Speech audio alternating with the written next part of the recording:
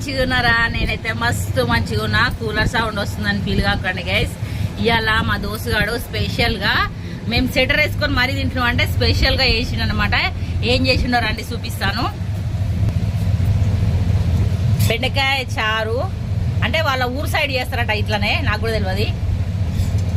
చూడండి, బెండకాయ చారు, బెండకాయ పకోడీ. చూడండి, ఇప్పుడు టేస్ట్ చేసి మీకు చూపిస్తాను, ఓకేనా? నాకైతే ఇంత అన్నం పెట్టిండు. ఇప్పుడు అన్నం అయితే పెట్టుకున్నా. ఇప్పుడు ఈ చారు ఇందులో వేసుకున్నాం. టేస్ట్ చేసి ఎట్లుంటుంది అనేది మీకు చెప్తా. వేడి వేడి అన్నంలా చారు పోసుకొని ఆహా ఇంత కలర్ఫుల్గా ఉంది చూడండి. బెండకాయ అయితే ఇట్లా కూడా తిన.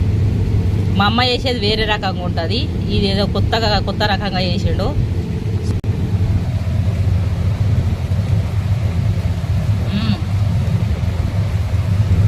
బెండకాయ పకోడీ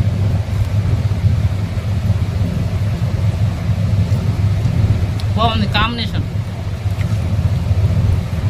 ఇప్పుడు ఇది కూడా చూద్దాం. ఇది బెండకాయనే, అది బెండకాయనే. మా అమ్మ వెరైటీగా చేస్తుంది, కానీ వీడియో ఒక రకంగా చేసిండు.